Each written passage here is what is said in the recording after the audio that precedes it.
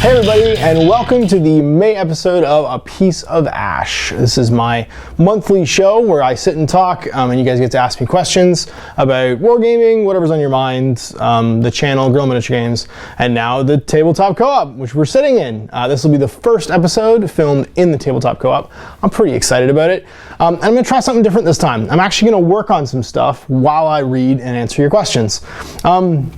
It's been an idea I had for a while, for not necessarily a sit and paint, but like a sit and hobby with me kind of a show. And I felt like this would be a good format to do it in. So I'm gonna answer questions, you get to hear me ramble on. You guys will keep me company while I work on some stuff. So today's sort of build out live from the workbench piece of Ash is going to be Dark Depths from Malifaux. I'm actually doing some work for a really cool web store called X Level Hobbies and Games. They're going to be going live probably in June. They have an eBay store right now, but one of the things they were really excited about doing was doing some online content that would help them showcase different miniature games. So with some experience in that, what I'm gonna be doing is producing battle reports, and not just battle reports, but almost like tutorial battle reports. If you were thinking about getting into Malifaux, how would you go about doing it? And what would you buy and do to try out the game and get started? So we're gonna start the series with some starters, so Dark Depths, and basically work up from there. So I'm gonna be building Dark Depths today while I chat with you guys and sit and answer questions. So let's get started. All right, Yarden asks, just here to say hi and that I love your content. Not really a question, but yay, thank you, Yarden. Nemo asks, any thoughts or experience with Battlefleet Gothic? Any chance of a bat rep, perhaps? Definitely a chance of a bat rep. I'm gonna be doing a series. This is a series, I kind of want to like keep it a surprise, but I don't also want to keep it a surprise. When I was basically like becoming familiar with the zeitgeist that was hobbying on the internet, one of the things that I kept seeing like younger people post was this TBT every Thursday. I thought it meant turn back time. It means Throwback Thursday. I learned that. So my Thursday show that I'm going to be doing on Guerrilla Miniature Games is going to be called TBT, hashtag TBT, which is Throwback Thursday, where I want to do old miniature games. I want to do miniature games that are out of production, that people don't necessarily play anymore, and I think Battlefleet Gothic definitely fits that bill.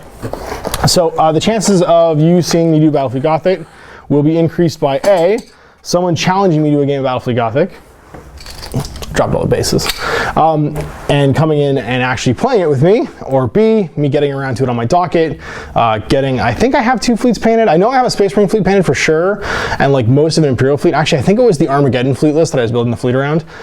So I have a bunch of Imperial ships and Space Marine ships like crammed together, because in my mind, that's how the Imperial fleet would work. You wouldn't just have like one or the other, you'd have both. Yeah, I have a bunch of that painted, but I don't necessarily have 2 fleets to play with. I have a bunch of ships, but they're not painted.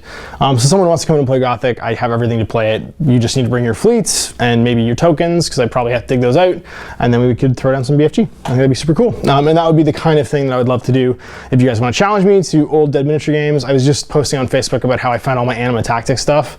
Great Dead Miniature game. What else? Necro Monda. You saw me bring back Wartime really briefly on Mini Wargaming. What else? Epic. I have tons of Epic armies. Rod Campbell and Jordan Cameron. Why haven't you come to play Epic against me yet? I have all the scenery. I have armies. Like, where are you guys? It's been 6 days. Like, what's wrong with you? What else? I'm trying to think of other ones. I would also almost lump miniature games that have like died and come back to life in there. So like if someone wanted to play Warzone with me, I would definitely play Warzone there, or like Urban War, Void, those games, because I have all the original miniatures for that, and I could totally bring them out as like a Throwback Thursday kind of thing. I would be super into anybody doing like a challenge where we tried to play Rogue Trader again too. Like if somebody was like super excited to like dust off Rogue Trader and come in and play me, we would totally try and do that. And I would paint appropriate minis even.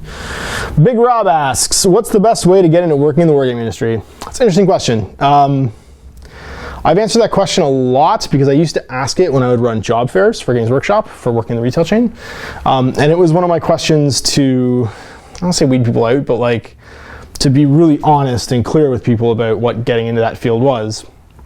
If you were going to work at Games Workshop in the retail chain, when I was recruiting anyway, I don't know what the opinion is now, the powers that be, they're doing recruiting, but you're going to work in retail. Like, you're not going to work in the wargaming industry. You're going to be selling products from the wargaming industry, but you're going to work in retail. You're going to go work in sales. So guys that were really excited about getting into the design studio or the art department or something like that, programming, web development, they should go apply to those jobs and be willing to relocate, because those jobs aren't going to exist necessarily in their home country. Now, this might be different for guys in the UK, because obviously Nottingham, there's the potential really to move from sales in the UK into another department, but for the most part, you need to apply directly to that department. Like, and that's only if you want to go to work for a Games Workshop. For anybody that wants to work in the wargaming industry outside of that big corporate ideal, which I think is kind of what leads to that misnomer that you need to work your way up somehow, right? Like, you need to start in the bottom, like in the mailroom, and work your way up, like in other industries.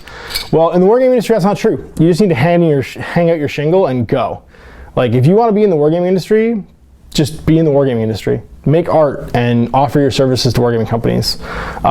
Do web design and go find wargaming companies that you think could use it and offer them your services. Like, it's not any more simple or complicated than that. I just realized I have no idea what I'm building, and I should probably look at these parts before I get started. So yeah, like, if you want to be in the wargaming industry, I know it sounds like a trite answer, but you just do it. You just decide that you're going to be in the wargaming industry, and you make something or you do something, and you hang out your shingle and you go. Like, if you're a game designer and you want to be, well, there's a whole bunch of stuff. If you want to be a game designer, then you just write a game and try and sell it. If you want to be a miniature sculptor, you start sculpting miniatures. You either teach yourself how, or you find someone to teach you how, and you go. The wargame industry isn't the kind of industry with a traditional career path. Like, if you just want to be in the wargaming industry, all you have to do is make something and be brave enough to put it out there and hope that people buy it. Rusber asks, have you ever played Conan, and if so, was it any good as a game? I don't know if you're talking about the Conan miniature game or some other game. I'm aware of the fact that there's a Conan miniature game. I've never played it. I played the Conan video game like for 5 minutes and didn't like it very much. That's about it. So I haven't played the Conan miniature game. I'd be excited to try it though if someone wants to link it to me. Crownblade asks, hey Ash, do you think GW will ever do skirmish games again? Well, it's interesting. I think you wrote this question probably like close to a month ago. I'm late doing my piece of Ash this month because obviously I've been opening the co-op and just being really busy. But in the last 2 weeks, they released Execution Force, which is a skirmish level board game involving Imperial assassins and some chaos sorcerers and cultists and space marines. So I think chances are very good that Games Workshop will do skirmish games again. I sat in a meeting a long time ago where we talked about specialist games and just really the struggle that was specialist games. Specialist games were great and they were fun and they were different, but there was a big problem with them in that you had to produce a range that was non-compatible with your main ranges. So like, for instance, I would argue, and actually I would say that I'm proven right by the internet right now, that if Inquisitor had been released in 28mm, it would have been one of the most successful games Games Workshop ever made. If you just done all those same miniatures as 28mm miniatures, and people could have used them in their own armies, and used all their existing terrain and whatever, you'd still, it would still be somehow, like somebody would be selling it, you know, like it would be being produced right now by, what's its face, Fantasy Flight or something like that. Somebody would license it by now. But as it was, and it was in 54mm, it really struggled to grab a foothold because people had to, you know, make entirely new terrain collections and build entirely new warbands and stuff. And they had these miniatures that are great display pieces, but they're not necessarily compatible with the sort of larger range that Games Workshop's produced and invested in and still makes.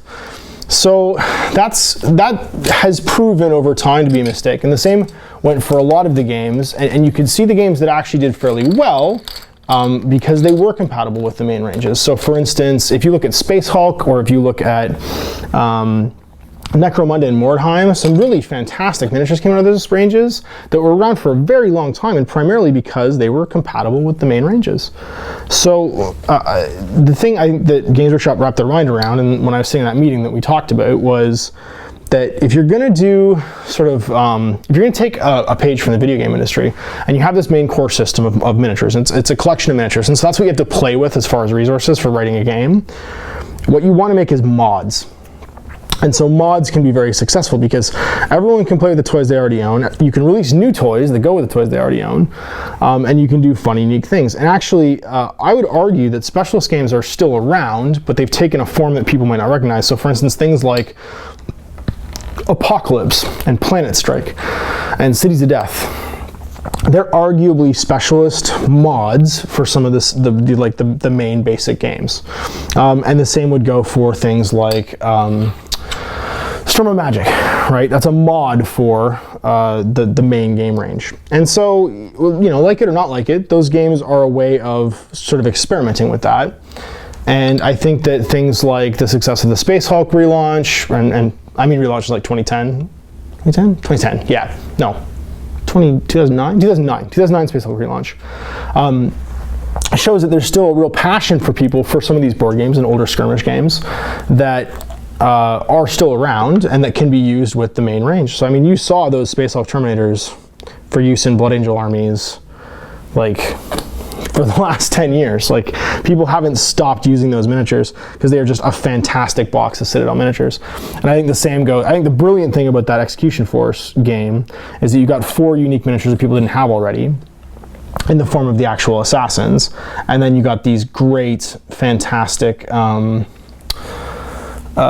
collections of new miniatures that we didn't have, that are already usable in the 40k range, that were available as game pieces, and you get this unique way of playing with them too. And so I think it was brilliant. I think it was a really good idea, and I hope they do more of it. Late Pants, nice name. Late Pants asks, what's your opinion of the Raging Heroes miniatures? I really like them and I'm super excited for the new Kickstarter. They're gorgeous. There's some great models in that range. I think they're, I would say that is the miniature Kickstarter or miniature sculpting equivalent of the movie Sucker Punch. Everybody knows it's feeding on tropes. Everybody knows that it's like tongue-in-cheek, you know, pinup girl, whatever. Nobody cares. And that's why it was so successful.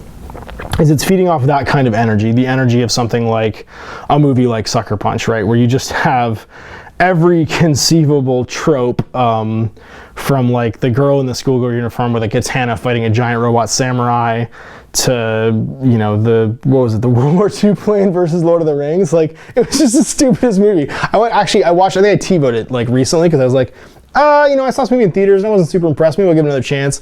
And actually, I loved the hell out of it because when I went back and watched it again, it had so many, like, there's so many little hidden gems to it. Like, for instance, all of the music in that movie, for the most part, is covers. And if you're gonna make a movie that's entirely about tropes, it's entirely about like making fun of the idea that things are really popular, you know, for silly reasons, you know, like these tropes are popular for silly reasons. Why not make a cover as well? Like, why not make the whole musical like score be covers? Because you're basically covering all those tropes. And I thought that was really, really neat. And yeah, and so the Raging Heroes Kickstarter, I think it's just feeding on that same energy, and that's why it's so successful. There was Kabuki Miniatures did a whole series of models from a series called 22nd Century Pinups, 21st Century Pinups, something like that. I have a couple of them. There was one that was like a bug hunter, and she was like lifting up her shirt and like mopping her face because she just finished a firefight, and like they were the same thing. Like, they're pinup girls, you know what I mean? They're all tongue-in-cheek and a little bit cheeky, and, you know, for grown-ups, but like, who cares? Like, they're cool and people like them, and I'm glad that Kickstarter did well. I think there should be more just because miniatures in the world. I think just because miniatures are the coolest kind. Errol asks, if you were on a holy mission to expand miniature wargaming to the unwashed masses, how would you go about it? That's a loaded question, because I don't think I would want it to get expanded to the unwashed masses. Not because they're unwashed. Don't get me wrong. I'm not anti like stinky gamer, or like, you know, what's the term, I guess, stereotypical, the stereotypical image of a gamer, which, believe me, is long gone. The 70s are long over, but we've somehow managed to carry that image of what a gamer is into the future. There are more gamers right now wearing business suits working on Wall Street, and probably soon to be in the White House and like positions of power, just through the fact that they've aged and they're all relatively intelligent and have you know, a decent capacity to read, than there are currently living in their parents' basements. I guarantee you.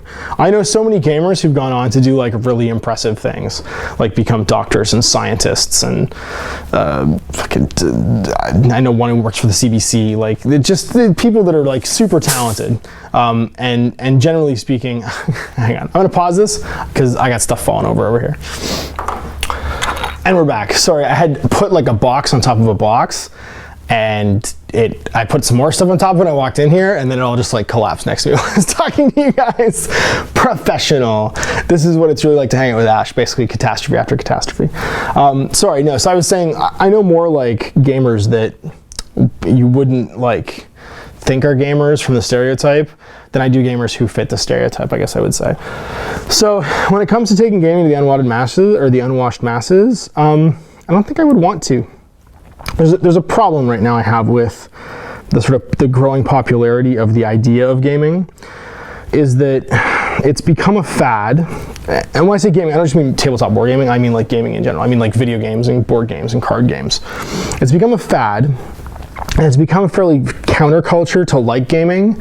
And I think the reason for that is that most things today are fairly instant gratification and disposable. So for instance, when you say gaming, do you lump tabletop wargaming and mobile in-app purchase free-to-play gaming in the same platform? And that's a loaded question. I'm not asking you guys for an answer, but I'm saying, like, is that something that you think is the same thing? Would you say a gamer who plays Bejeweled on their phone and occasionally makes in-app purchases, or who sends you Farmville requests on Facebook, is as entrenched a gamer as someone who's been like collecting and paying toy soldiers for like 20 or 30 years? So this isn't about classism or elitism. What I'm saying is it the same market, right? Do you want those people to find wargaming as accessible as something like an in-app purchase free-to-play game on their phone? Because that's what you're talking about. You're talking expanding the market to those people that have a casual interest in gaming, but they don't necessarily want to invest a whole bunch of time and energy in doing it. So that's the market that you're trying to crack into, right? You've got the really committed people down here, and you're trying to get up over the curve and get to this like juicy market of people who are sitting on the bus going to work and, you know, doing stuff on their phones basically to kill time, and that's their casual interest in gaming. I don't think that's a good thing. That leads to things like market booms, and when you have a market boom, you inevitably have a market crash later on. It leads to things like overcommitment of resources, because when you're talking about building a miniature game, you're talking about committing to resources. So unless it's somehow, you know, it's somehow basically free to make for the developer or the person designing it, then you're not talking about a commodity like a phone game that is instantly available to everybody and basically costs the person delivering it the same no matter what. There's maybe a charge on whatever the platform is, like the iOS store or whatever. But once it's developed, that fixed cost of developing it and the team of people to develop it, once that's paid for, you're just making money off of it, minus whatever the commission fee is for the people that are platforming it. And if you were to try and make a miniature game that way, then we're either really far in the future where 3D printing is such a big thing now that you can basically just sell CAD drawings and hit a button and have an army and it's already painted for you, at which case then I'll be like the guy collecting vinyl, like sitting here at my workbench still doing it myself because I like it that way, you know, like not for any reason you can really articulate to younger people, but because you just think it's better. Or the industry takes a really big chance and produces a whole bunch of stuff because they think there's going to be a demand that big for it. And that makes me really nervous, because that's how you lose an industry. Like that's how you lose a whole bunch of people putting a whole bunch of money into stuff, and then, you know, when that boom basically ends and there's a crash, people losing their shirts, and it's kind of all over. So to answer your question, short story long, I don't think I would want miniature game to become mass market. I don't think I would want it to break past a niche product. And that's got a bunch of detriments too. I mean, it's always going to be expensive, right? There's never going to be a benefit to producing it en masse, investing in technology that produces it en masse. There's never going to be, you know, a level of acceptance where you say, hey, I'm a miniature wargamer, and everyone's like, oh, awesome, and it's like you're a rock star, or a movie star, or like a baseball player or something. Baseball, football, I guess I'm talking to other people. There's that downside, right? But at the same time, I think it keeps it safe. I think it keeps it relatively, you know, compared to other markets, relatively safe from market factors, relatively safe from the predations of big companies that buy up intellectual property, like movie studios, and God help us, Hasbro, right? Like, there's there's a certain level of safety in remaining big in your own industry, but for the industry to remain small as a whole. And that doesn't mean the industry can't grow, but I think that what you're talking about when you're talking about industry growth then isn't that the mass market is being broken into, but the people that would like this stuff, of which I'm sure there are tons who've never heard of it, are able to find out about it. And it's just more readily known, not necessarily easier to do or, you know, appealing to the mass market, but it's just got more exposure. There's more people aware of it. And there's certainly more people aware of it today than there were 20 years ago. Let me tell you, it's much bigger now than it was then. Anchor asks, what happened to Nigel Stillman? He's one of my favorite GW designers, as well as White Dwarf columnist. He leaves GW, and if so, why? And what is he doing now? He's been gone for years, man. He left in like the 90s. I actually just recently posted a photo on my Facebook page from Stillman Stillmania, which was Stillman's rules of like being a hobbyist. And it was basically revolving around buy the same 2,000 point army, model every piece of war gear exactly, never ever change your army list, play every game with that army exactly. Like, it was stuff that was very, you could feel very entrenched into like an early 90s mindset of collecting and painting toy soldiers, which I thought was super cool, but which obviously, like, you know, a lot of people today wouldn't necessarily understand or agree with, because gaming has become fairly disposable in the last 20 years. I don't know what happened to him. I just know he's gone. I mean, that's long before my time at GW, mid 90s. I joined in 2001. So yeah, don't know what happened to him, but I do know that he's been gone for a long time. Maybe someone in the comments or someone, you know, the best place to ask is, guaranteed, go join the Old Hammer forum or the Old Hammer community on Facebook. And there's like a dozen guys that are on that community that used to work in the studio back in the 90s that could probably answer the question for you. Hell, he might even be on the Old Hammer community. Yeah, he probably is. Go look in there. Rune Goaty asks, out of all the games you like, which one's the most enjoyable to play and paint?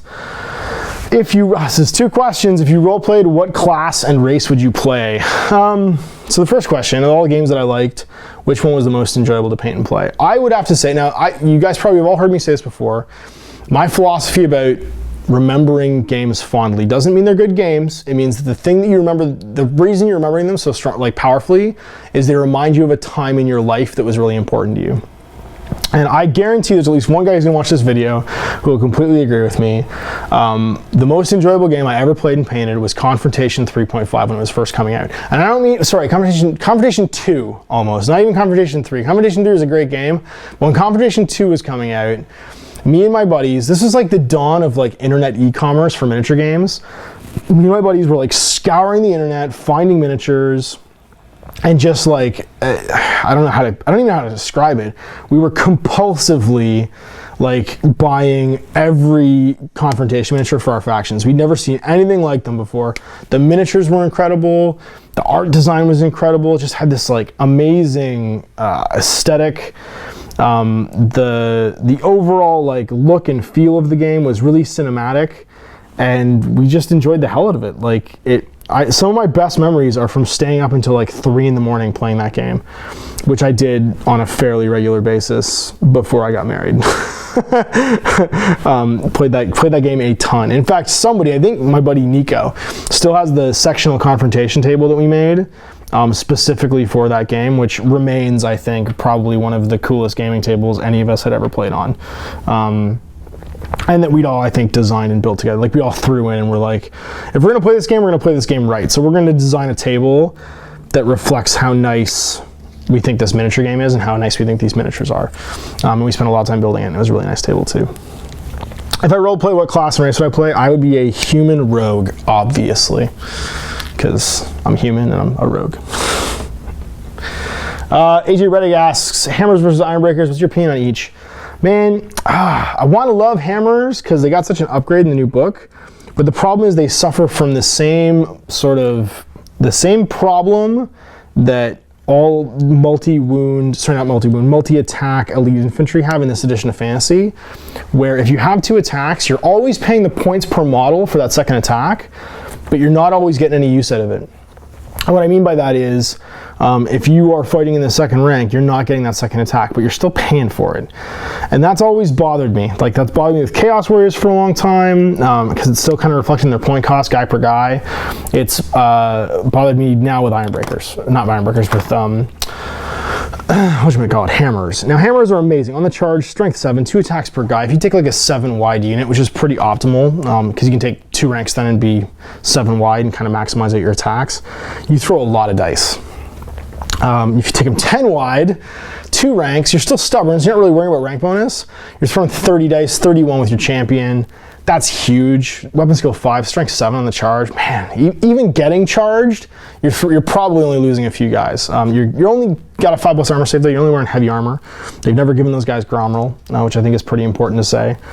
But you're just not necessarily gaining from having big units. It's the same problem that Swordmasters have in the High Elf book, and why White Lions are pretty much the optimal High Elf unit. 1 hard-hitting attack plus stubborn. And Ironbreakers now got a bit of an upgrade because of Resolute. They get +1 strength in the charge. And the always 5+ parry and 3+ armor save, man, you can't really go wrong. So I would say that I would take Ironbreakers, and I do take, you see me take Ironbreakers. I have a 20-man unit of new, hammers, but I haven't painted them yet, and it's for exactly the reason I just described. Is I can't see a reason to take them over Ironbreakers right now, because you can buy Stubborn from a banner for 35 points for Stoicism.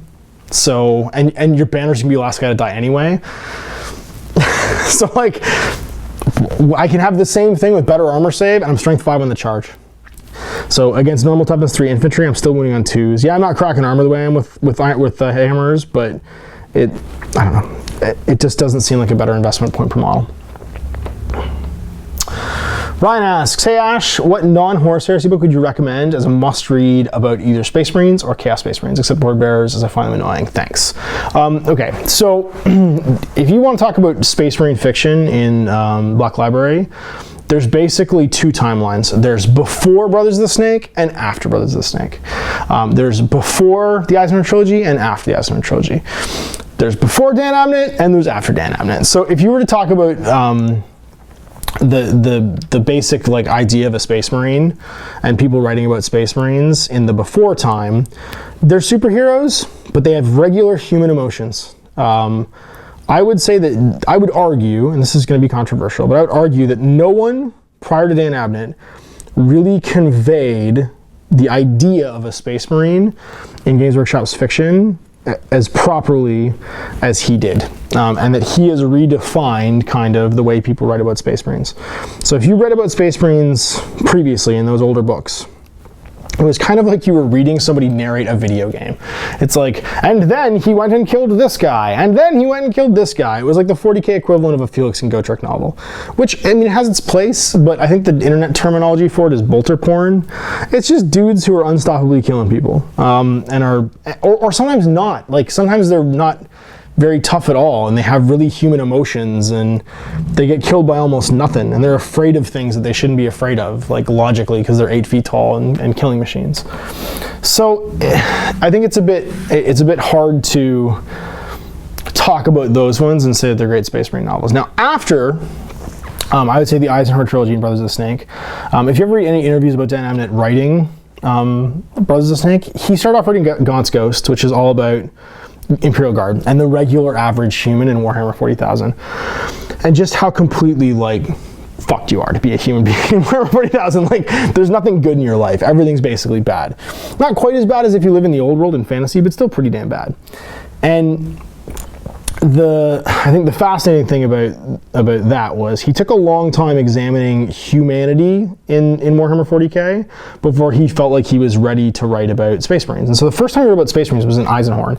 And here he's got this 150-year-old Inquisitor Lord. So a guy who's an Inquisitor, right, has the ultimate like level of authority in the Imperium.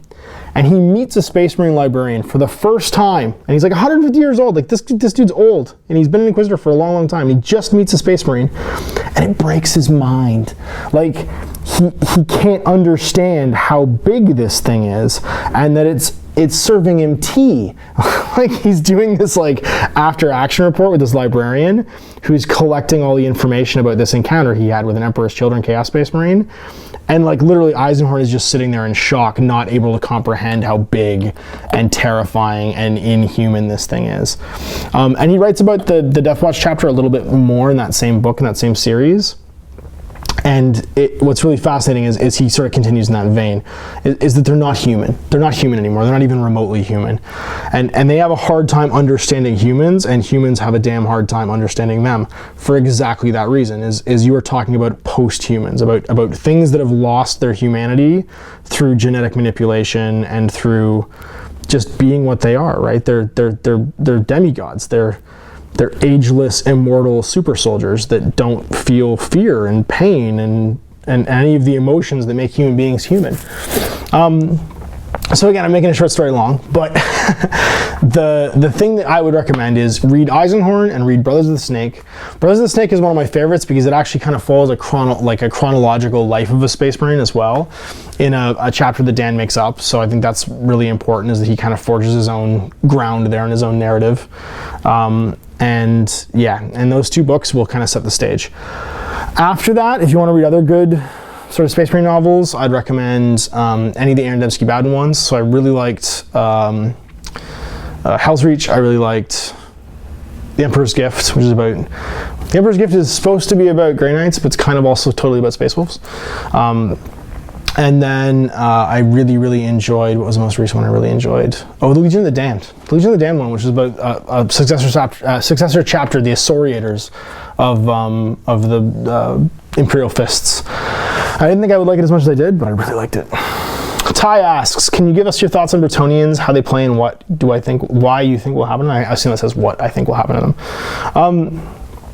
Well, Bretonnians.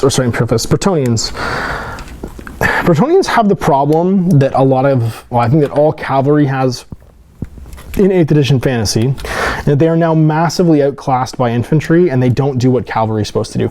Cavalry is designed to break up infantry blocks through being shock troops. They were basically, the heavy cavalry was the world's first war-winning weapon. So have you ever seen the movie Braveheart? There's that moment where they're talking about what'll they do against heavy cavalry and how it'll shake the ground, and there's no traditional method of warfare at the time that could really stop them. You have these guys on horseback just completely heavily armored that can't really be hurt. And they come up with an unconventional tactic to try and beat them, just pikes. They invent pikes basically, or claim to. But that's not reflected really in the current edition of Warhammer, because of the rules for steadfast, and because of the way that the current cavalry rules work. You don't really see that completely ground-shaking charge, just obliterating whole lines of infantry, and I think that's too bad. A game that did it really well was the Mass Combat Lord of the Rings game, War of the Ring. It really handled cavalry, infantry, and monsters well, because they all had a unique class. And that class basically gave them advantages against each other. So you had an advantage simply by virtue of being cavalry against infantry.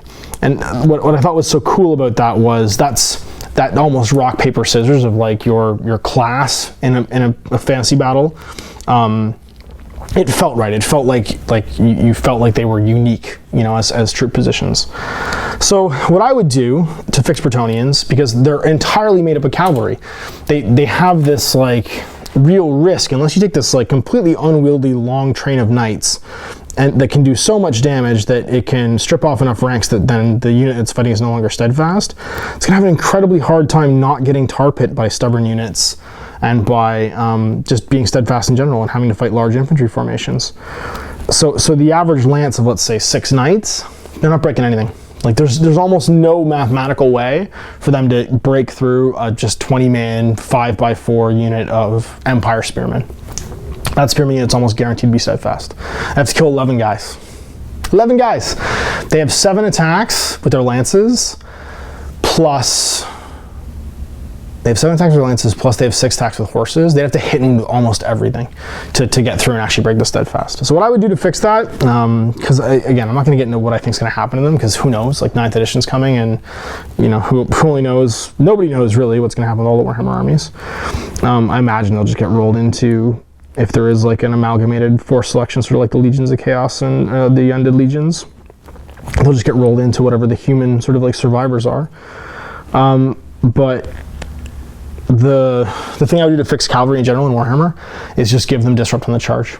Like just automatically. give them disrupt. So if you have the rule stubborn, then you're stubborn, but you cannot gain stubborn by virtue of steadfast in the new edition against cavalry if the cavalry is charging you. And that would reflect the like earth-shaking, you know, ground-pounding charge of a massed formation of heavy cavalry, like just slamming into your infantry unit. And the fact that you're probably going to win by wounds. You know, you might not get through all their ranks, but you can probably win. The psychological effect of having this huge lance of knights just like plow through you should be enough that it disrupts you and breaks your spirit, right? So that's what I do. I just give cavalry, not fast cavalry. Fast cavalry just retain all their fast cavalry rules. Create a new rule called heavy cavalry, give it all to knights, and just have them cause disrupt on the charge. DB asks, can you stop mumbling and speak up, son? Just for you, buddy. Talon Kane asks, oh no, Ash, you have fallen to chaos. Whom do you serve for eternity? Korns, Nurgle, Slaanesh, or Tzeentch? O and Y. Well, there's definitely times when I see red, man. I can see myself serving Khorne, because there's times where, as a famous man once said, every good man is forced to consider spitting on his hands, hoisting the black flag, and beginning to slit throats. And I've had times in my life where I've certainly felt that way. But I don't think Khorne's my calling. Nurgle, he's, you know, pleasant, but he's all into like entropy and decay, and he's kind of gross. So I don't think I'm gonna, I mean, he's happy too. Like, I could see myself, I'm a happy-go-lucky kind of guy. I could see myself like serving Nurgle. But no, I don't think them either. Slaanesh obviously has the most fun. You might not have all your bits afterwards, but you obviously be having the most fun like with Slaanesh. And I've had enough fun in my life to say that, yeah, I could see myself serving Slaanesh. And then Tzeentch is all tricksy and forward-thinking and planning. You know, and I think there's something interesting there too. But I don't know if I could pick. Like, I think they're all pretty cool, and I think I would have to probably go with Chaos Undecided. I would fall to the idea that I can respect and see the fun and the evilness in all of those different paths. And I would probably not pick one. I would just be like, well, today I feel like being a little naughty, so I'm going to go with Slaanesh. And today I feel like being a little bit angry, so today I'm going to go with Khorne. And I would keep my options open.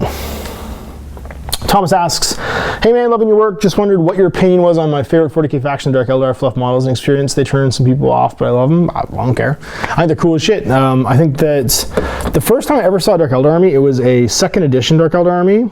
And in 2nd edition, the fluff had kind of written out the possibility of there being Dark Eldar, because the Crone, like, all the Eldar that worship Slaanesh, or that, you know, weren't craft rolled Eldar, were supposed to be dead. Like, there was no one is supposed to have survived who was on one of the original like Maiden Worlds when the god was born, and like when it all like went down.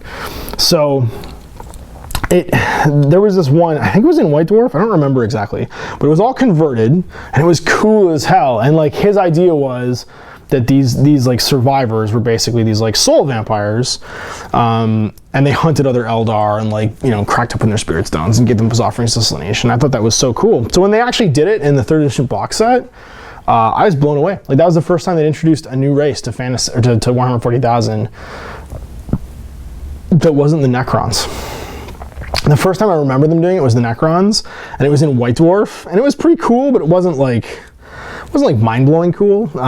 And the Dark Eldar getting like a full treatment for like the release of a box set, I thought was awesome. I thought that was really, really cool.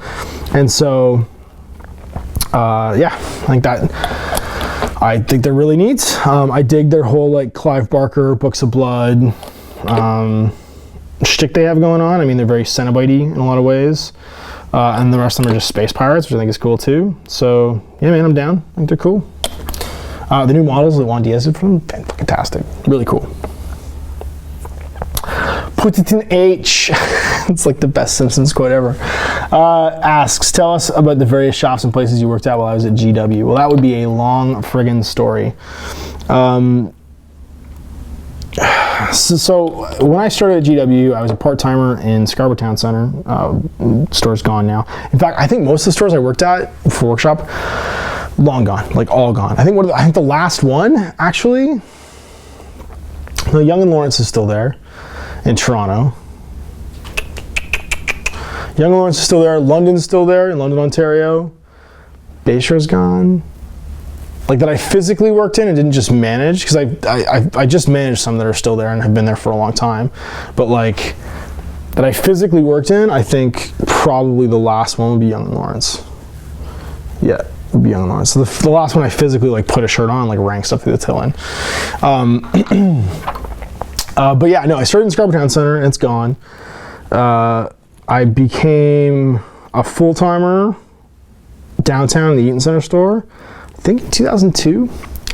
And then by 2003, I was basically like recruited as a manager to open a store in the Fairview Mall, also gone now, in North York and Toronto. And then I was only a manager there for about 3 months, and I became a cell manager, which was the old like title for a guy who ran his own Games Workshop store and a group of other Games Workshop stores too. So he managed like his own shop, but then he had a group of like 4 to 6 other stores. I ended up running the cell for Toronto, and then like other bits of like Southern Ontario as well. And then I became an area manager in 2007. I ran the eastern half of Canada, so it was everything from like Windsor, Ontario, over to Halifax, Nova Scotia. It was a pretty big territory, and I think it was about 14 or 15 stores at the time.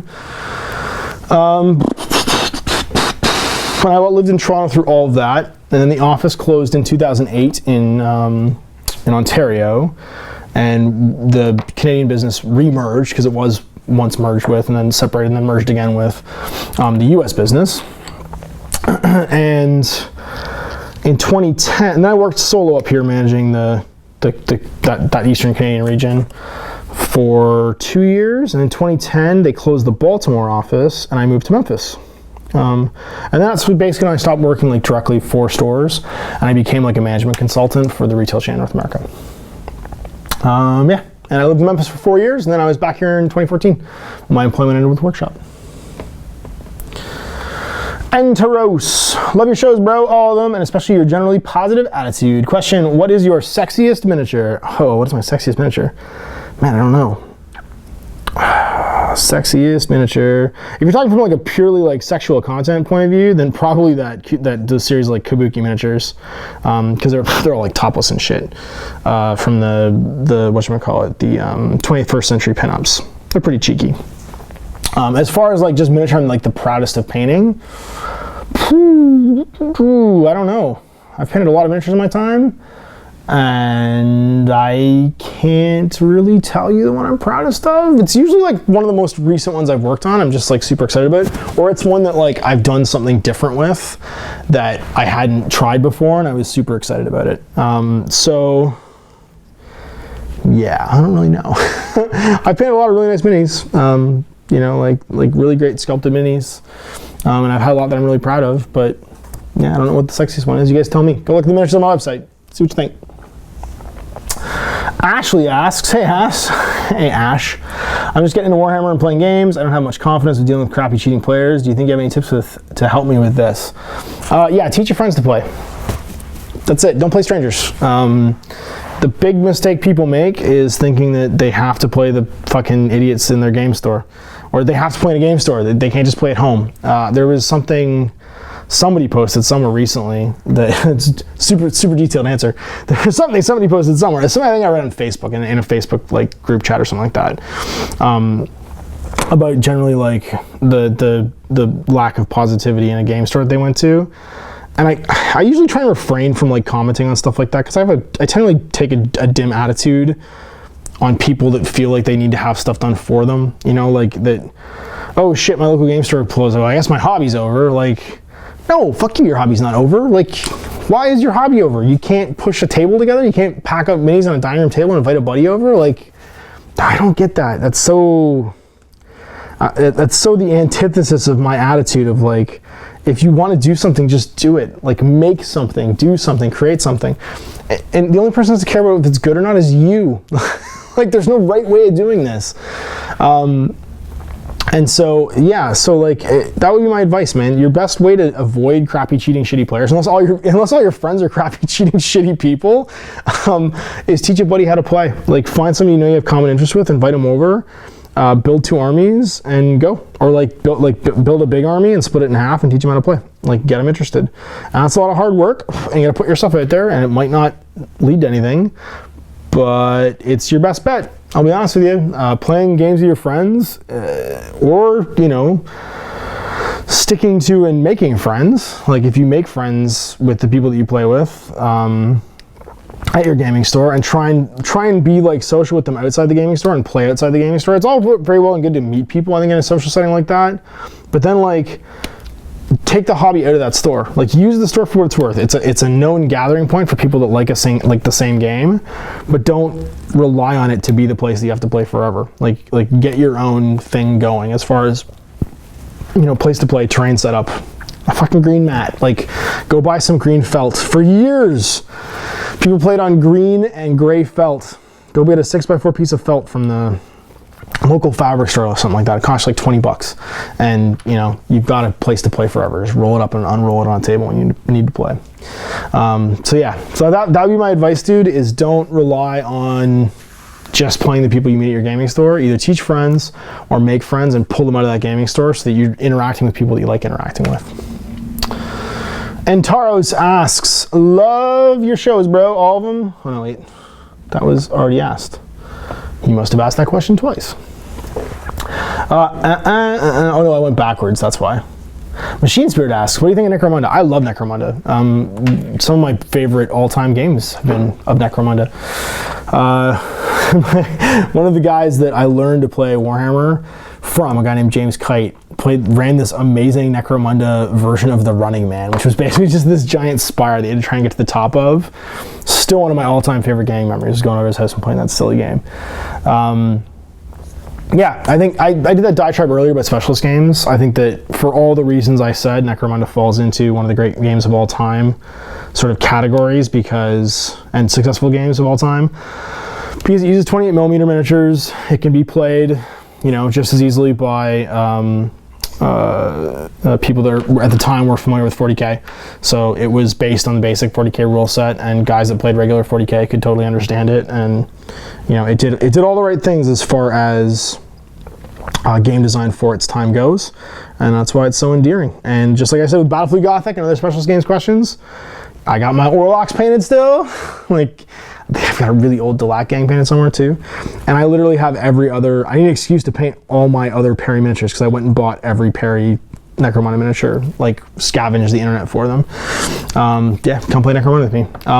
And yeah, there's a bunch of like really cool like gantry and walkway, Necro Monda MDF scenery things. I would love to paint some of that too. Gabriel Radness asks, what would you suggest for someone who's thinking about getting into Infinity in particular? I'm looking at Pan O. I would definitely just go and grab the Operation Ice Storm box.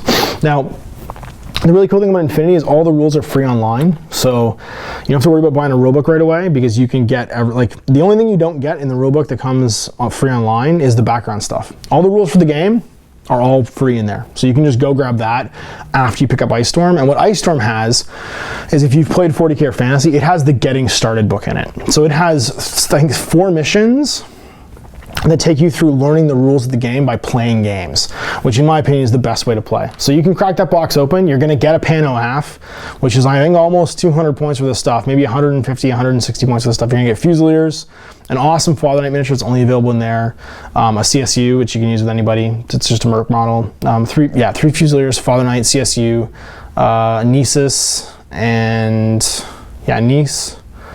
What else? There's something else in that box. I can't remember what it is right now. There's a 6th miniature. Each side came with 6 miniatures. Nice. Oh, an Orc Troop. And he's just a regular generic heavy infantry with a multi-rifle. And they're all great models. They're all new resculpts. You get all the dice. And most importantly, here's my real recommendation, is if you can find someone who also wants to get into it, that does Nomads, get them to buy a box too, swap the miniatures on either side, and get 2 sets, or just go and buy a second set of that Mototronica scenery. Because the thing you're gonna want the most to learn how to play Infinity isn't the miniatures, it's the models. Or sorry, the terrain. I think there was a very steep dropout rate for Infinity when it first came out, like in the first edition of Infinity, and it was primarily because people bought all the models, they looked at the cool rules, and they tried to play it on tables full of 40K scenery, and the game just breaks. Like the ARO mechanic is stuff that you're not playing in a dense environment with lots of terrain, and you're not expecting it to happen. You're just like, wait a second, I went first, why is all my stuff dead? Because you guys are just walking in and getting shot. So yeah, the biggest buying curve for Infinity is the terrain, and with Operation Ice Storm, you'll get a decent selection of terrain, you'll get a terrain mat, and that should give you the ability to experience the core mechanics of the game in an appropriate way, so that when you start playing, you're not going to feel overwhelmed just by the differences between it and other war games, because it does have a fairly brutal and steep learning curve.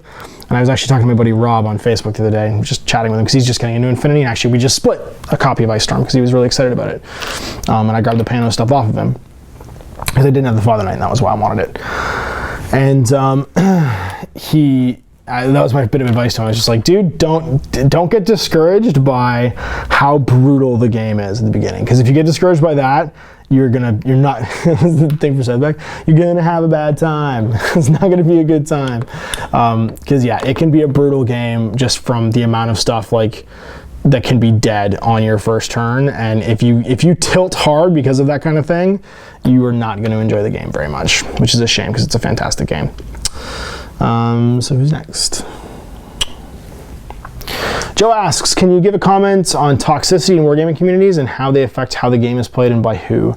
I haven't seen a huge amount of toxicity, but the stuff I do see is jarring. Well, it's funny because toxicity exists in pretty much every hobby I've ever had in my life, or interest, or anything. If you go to people who profess to be movie lovers are toxic. People who love cars are toxic. Yeah, there's just a lot of toxicity out there. And the reason I'm going to say for that toxicity isn't because of the interest. I'm going to say it's because internet.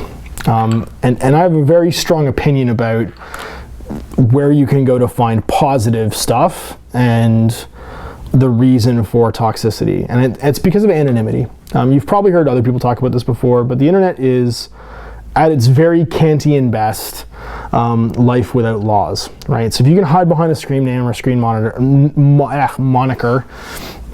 and not have any kind of accountability for how you act and what you say, then you're going to act at sort of your most base. And in online communities especially, there can be a lot of toxicity, and sometimes that bleeds into the real world. So sometimes your local gaming store can be full of toxic people because they've bought into those toxic ideas that they've read online, because they can seem really, really well thought out even, or articulate. Some of the craziest notions about wargaming companies and wargaming in general can sound really reasonable when you read it online, but I can assure you, having worked in the industry for so long, is mostly batshit insane.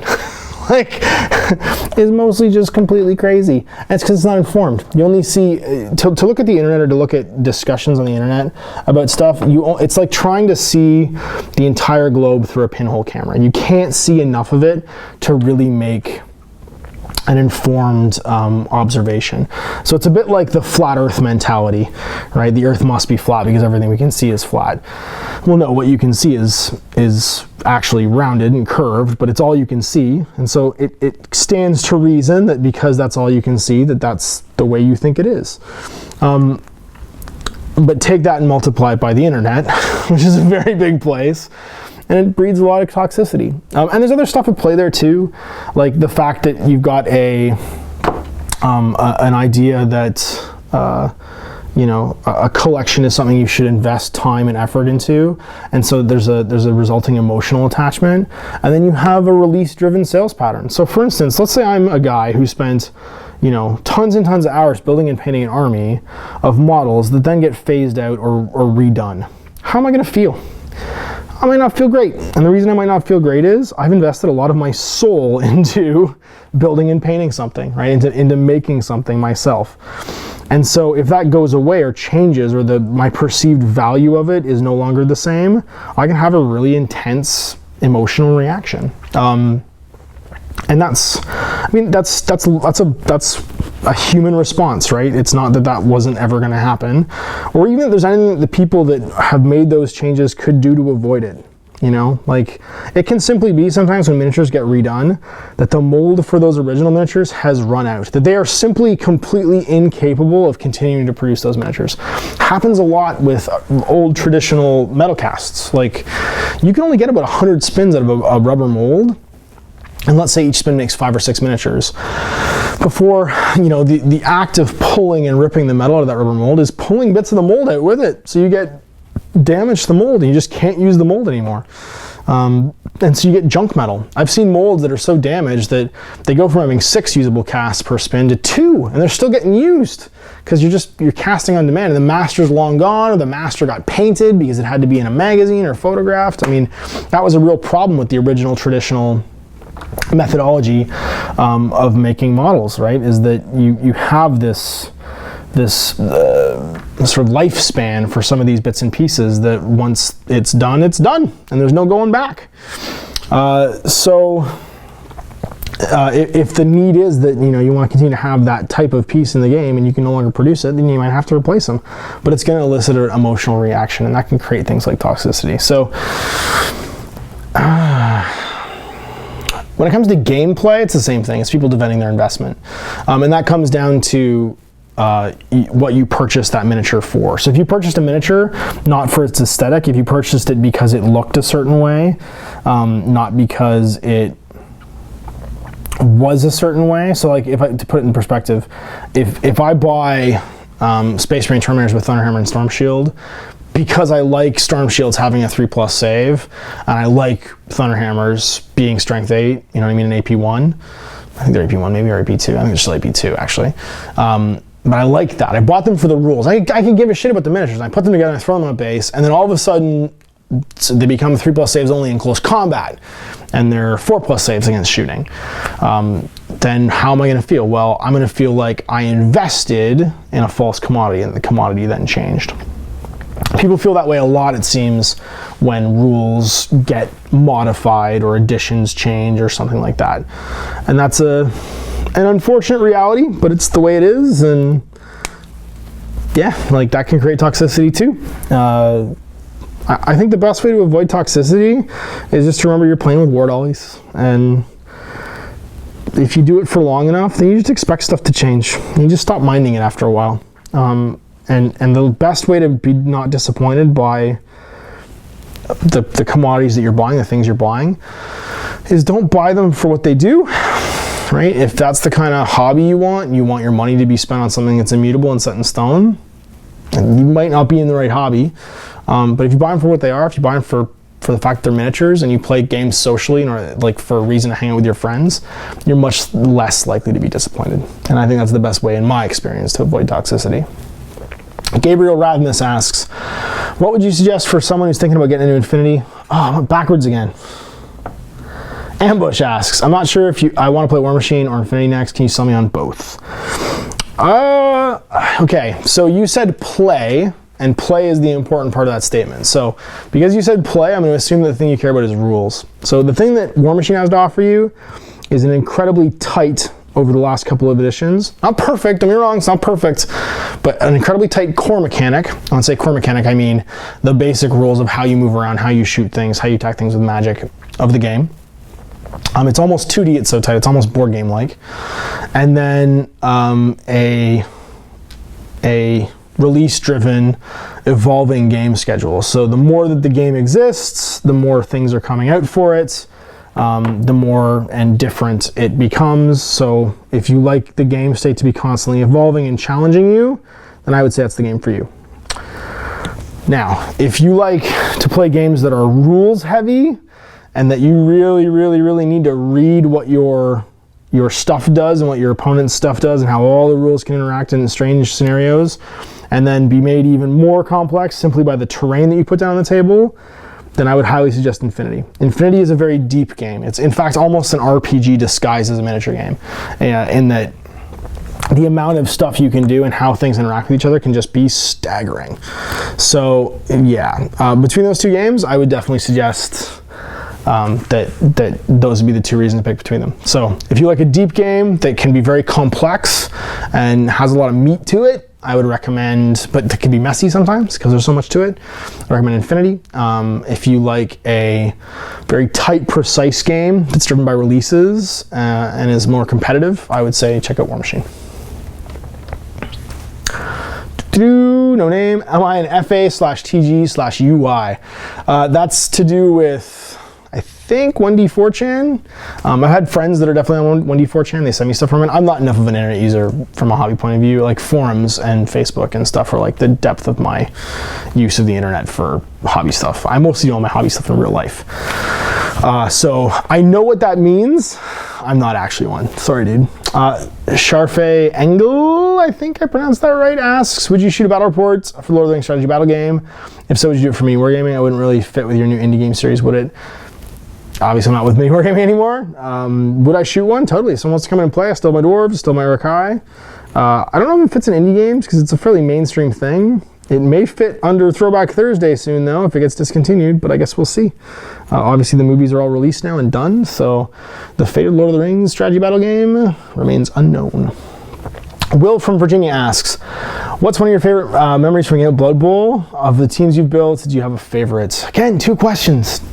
1 question limit. A favorite memory, probably some random go for it where like I tripped and completely fucking shit up my own touchdown. I was out of rerolls and I decided to go for it to get the touchdown, and I was completely safe, and then handed a turnover to my opponent because I didn't get it and I rolled a 1 and my go for it. I fell on my face. Favorite team? I don't know, man. I think probably my Teutonic Supersonics. I converted this team out of the original, not the original, but the current gen plastic humans just from the 3rd edition box set. I cut off all their heads and gave them like Marauder Horseman heads. They look like Teutonic Guard. They have a real like sort of Norse look going for them, and yeah, play a ton of games with them. I love that they're plastic, so I can knock them over when they get knocked down and stuff like that and stunned, and they don't break. And the team just turned out really nice. So I think they're my probably favorite team that I painted. And I love humans because they're just like the average Joe Everyman team. And if you can get good with humans, you can kind of get good with any Blood Bowl team. So yeah, that's my favorite team.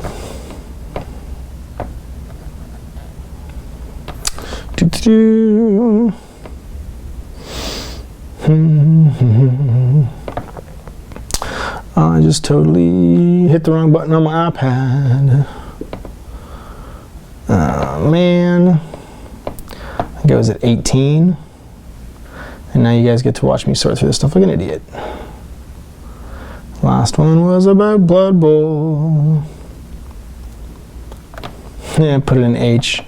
I still gotta kick it out. I think I know who that was.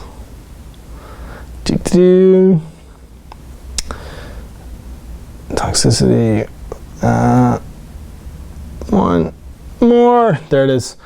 Dex86 asks, hey Ash, we'll be doing a review of the new 9th edition Warhammer Fantasy Rulebook like I did for N3 and when it's released. I probably will do something like that. I don't know if I'll do reviews the way that traditionally we do reviews. I'll probably play some games and we'll talk about it. Because one of the things I find with reviews is that they are much more useful in an after-action report than they are theorizing, right? Like, I can go through the major ups and downs, things are the same, things that have changed, and I might still do that, but I think that talking about it is far less interesting than showing you guys. Like, that's the great thing about this medium, is showing you guys the differences and creating battle reports that highlight them. So like selecting units that really showcase, how it's changed and what's new and what's different. That would be more useful to you guys as a review than just me sitting and blabbering into a camera for a little while. But I might still do something like that. I don't know. We'll see. Obviously, I've got to digest it when it comes out still too. So we will see when it gets here, if it gets here, however it gets here in the future. Headstrong 806. Hey, I was wanting to hear the story about your Heil farming. Thanks, keep up the good work. It's like not even that interesting a story.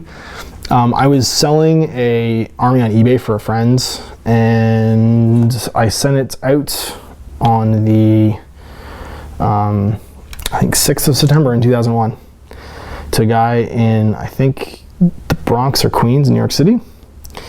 And so it was in one of those little black Games Workshop carrying cases, just taped shut with address info on it.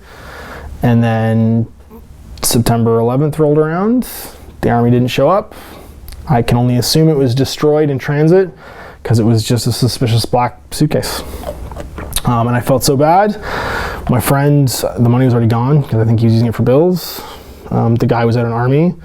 I just said like, hey man, I got these painted armies. Can I send you this high elf army as a replacement? And he said, yeah. And that was that. I didn't have a high elf army anymore. So yeah, so I didn't play high elves for a long time because it was kind of a sad tragedy attached story. So I know, not a happy story, not an exciting story, but that's what happened. Heathen Cross asks, what do you think of the products and games made by Mantic? Oh, they're cool. I mean, Ronnie Renton has basically said he's trying to bring back GW in the 90s. I think that's a cool idea. And he's making miniatures that are, you know, fun and goofy and people seem to want and are buying. I love his zombies and his ghouls for, what was it, Kings of War. I think they're really cool. But they're hit and miss. I like some of his sci-fi stuff. I'm not a huge fan of the rules. I think they're fairly rules light as far as miniature games go when I see the actual rules themselves, which is for some people for sure. But I'm not interested in playing alternative versions of games I already play. I just want to play the games I already play. Like, I'll just play more Warhammer, you know what I mean? I'm not looking at an alternative version of Warhammer. If it was something that was different, like completely different, not a mass combat game, you know, if it's a skirmish game or does something that's like, you know, really unique, then I'm more likely to be excited about it. But as it stands, like I like the idea of Dreadball. I'm really excited I do want to see a copy of the Mars Attacks rules because I think that's just goofy and cool. But I think I'm more excited from a gamer's point of view about the sort of the proprietary and unique stuff that they've done rather than the sort of like, hey, look, it's like our version of 40K, or hey, look, it's like our version of fantasy or whatever. That new dungeon game they're doing looks awesome. I totally want to see. I mean, and yeah, you can argue like, hey, look, it's our version of, whatchamacallit, it's our version of Warhammer Quest, but no one's making Warhammer Quest right now, right? There's Descent. So I'm down with that. Like I'm down with a board game, miniature game hybrid because nobody else is doing it right now. So I think that's super cool. What time are we at? Oh my gosh, we're over an hour, I think. So a couple more questions.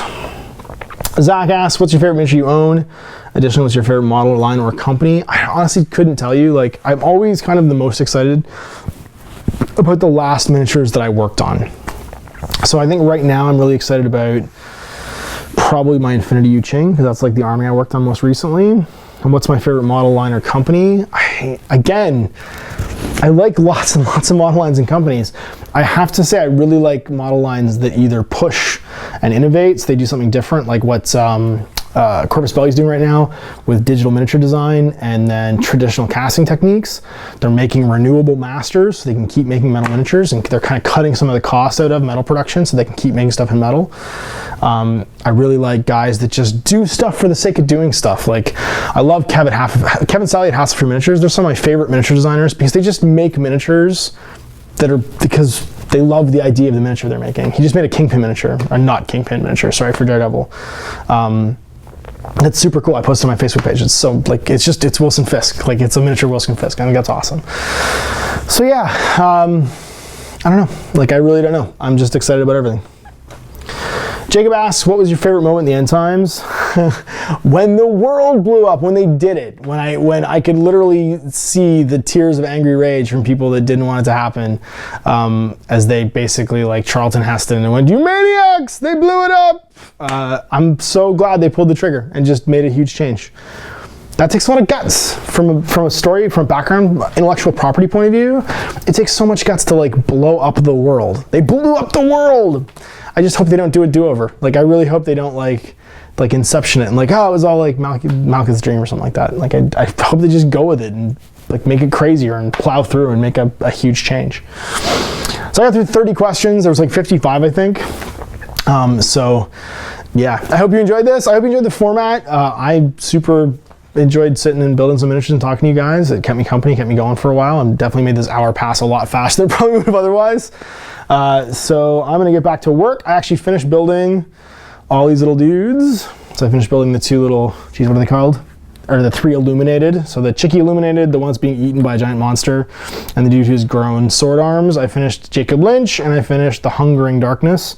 I have some resin bases I'm gonna grab to put these guys on now. I'm getting primed, and I'm gonna get back to work. So look for the pictures of these on my Facebook page the next couple days, because I should be filming some games with them this weekend. And those will be on the X level games, but I may get some stuff filmed for my own channel this weekend, but probably for X Level's YouTube channel, which I'll be working on and actually helping the guys that own the place build. And until you see more of these, I guess just click the link below if you want to ask me a question. Get there early, because obviously I do these chronologically, and like you saw, I didn't get through them all this time. It also took me a while, so I think this filled up more than it's normally going to. And you can ask me some questions for June. That's right, this is June. This is May's. You can ask me for June's, which will be in a couple weeks. So go fast, because I'm going to film the next one really fast. I actually have a place to film now, and I'm not currently building a co-op, so I'll have a little bit more time to do this and get stuff done. But yeah, just click the SurveyMonkey link. It's in the description, and you can ask me more questions. I hope you enjoyed this piece of ash. There'll be more pieces of ash in the future. We'll see you next time. Until then, have a good day.